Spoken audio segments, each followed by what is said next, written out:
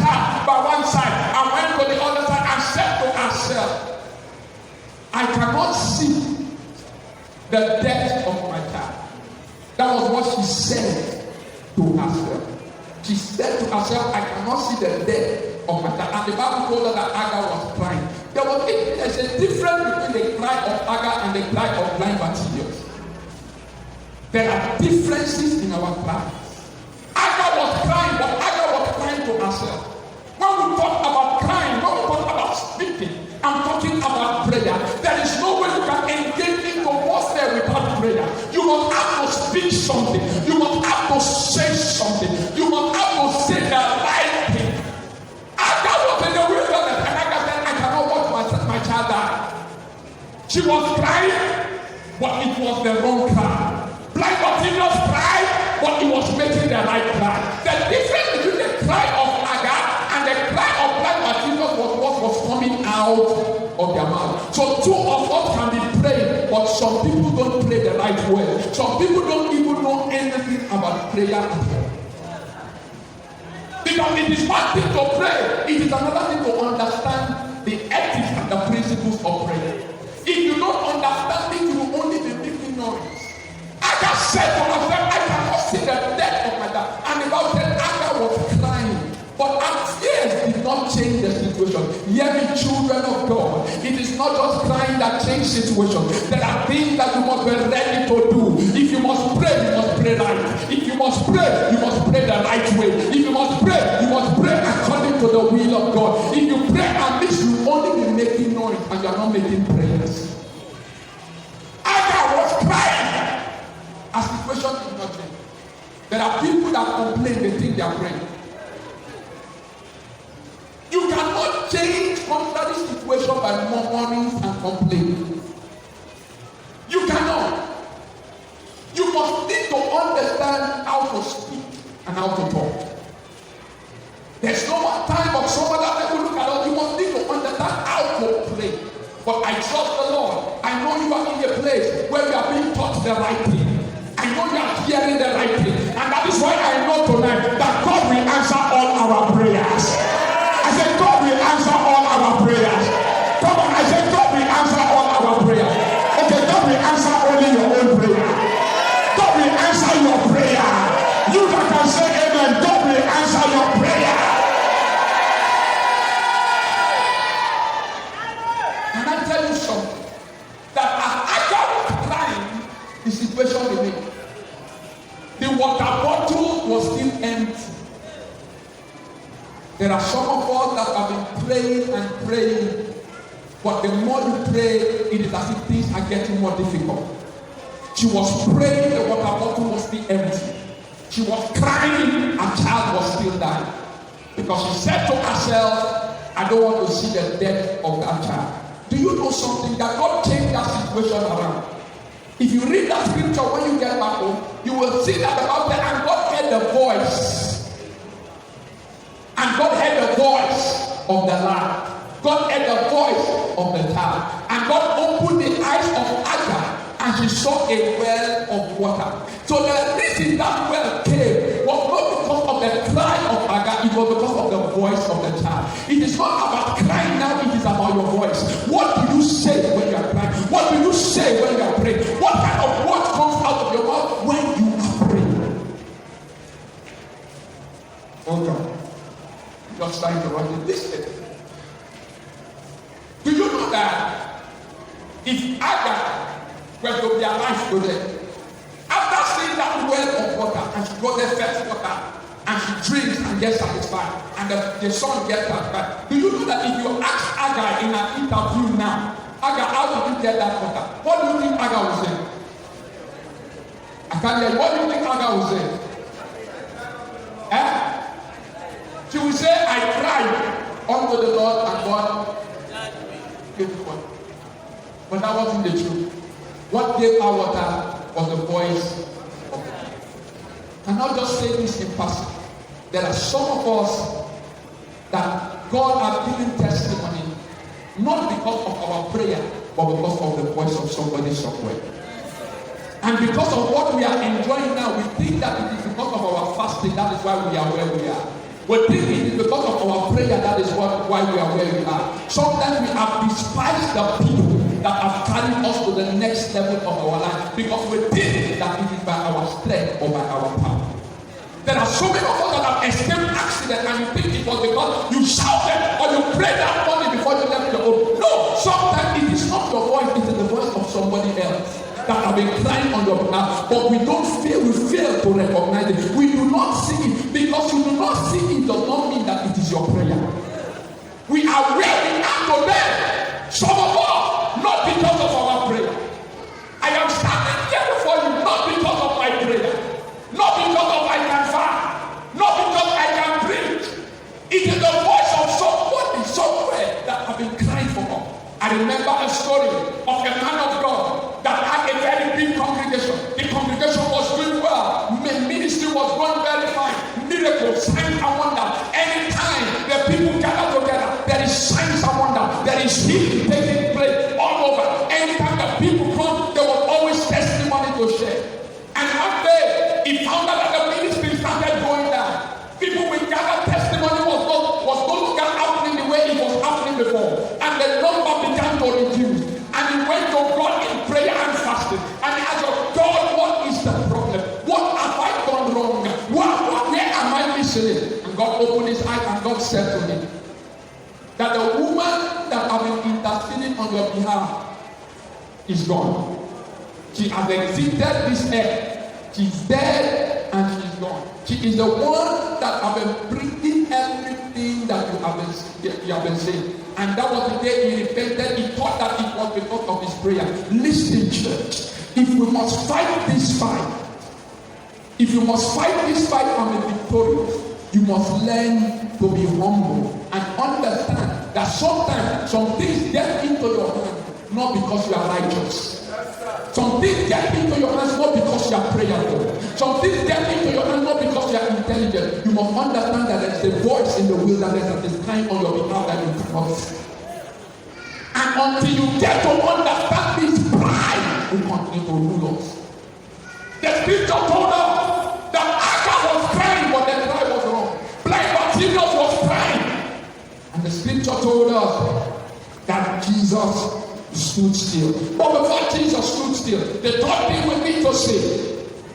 Number 3 is that you must be persistent. Number 3, you must be persistent. In this war that we are engaged in, it is only the persistent that will win. The scripture told us while blind Bartimaeus was crying, while blind Bartimaeus was shouting, "Thou son of David, have mercy on me." As he was shouting, people came to him and said, "Keep quiet." Can you look at your neighbor? Tell your neighbor, you cannot keep my mouth shut. I can't hear you say you cannot keep my mouth shut. If they can succeed to close your mouth, they can succeed to stop your destiny. A closed mouth is a closed destiny. They said to blind Bartimaeus, "Keep quiet." Some of them will look at blind Bartimaeus. Jesus has not even answered us that have eyes that can see him, that are walking by him, and you're talking about yourself that is blind. They said, "Keep quiet." They did everything to keep him quiet, but the Bible said that the more they were asking him to keep quiet, the more blind Bartimaeus was shouting. The scripture said that he shouted the more. If there is somebody here in this congregation that is ready to shout this night, I want to tell you that you are the first person that God is going to look for during this conference. You are the first person that is going to testify. You are the first man that is going to testify. You are the first woman that is going to testify. Can I hear your mouth and say, "Yeah"? There are so many forces.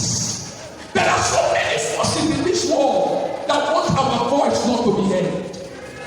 Can you say to yourself, "My voice will be heard"? There are so many forces that want us to keep quiet, and that is why they will resist you from coming to church. That is why they will resist you for coming for prayer meeting. That is why they will resist you for coming from Bible study. That's why they will resist you from giving to God. All they are trying to do is to make is to shut your voice. What they are trying to do is to make sure that your voice is not heard. They will fight as much as they can to make sure they can quiet you, to make sure they can make your voice not to be heard. They tried it for blind Bartimaeus, but thank God, because of what this man has been hearing about Jesus. He has been hearing the positive thing. He did not allow what anybody was was doing to make him to stop his focus. He looked at where he was going to. He looked at what he wanted. Even when everybody said it is not possible. Even when everybody said it cannot be done. Even when they told him there is a crowd around you. Jesus must have to attend to the crowd first before he will look at a blind beggar. Blind Bartimaeus did not look at his situation. He did not look at what the people were saying. He focused on what he wanted. There are some of us that have left the house of God because we have lost focus. Because we have been listening to what people have been saying. You have left what God has called you to do. Probably you were in the choir and you have been praying and it's as if nothing has happened and you have left the choir. Probably you have left the usher. It is time for you to go back because it is time for us to be persistent. They said to blind Bartimaeus, you must have to keep quiet. But the more they tried to keep him shorter, the more he was shouting. Listen to me, John. The more the devil is throwing his arrow into your life, the more the devil is throwing his arrows into your situation. That is the time you need to rise up and pray. The problems of this life to challenge you to pray more. The battles of this end to challenge you to pray more. What you are going to make you to rise up and pray more. The devil is a liar. I prophesy to you, everything God has said about you will come to pass in the mighty name of the Lord Jesus.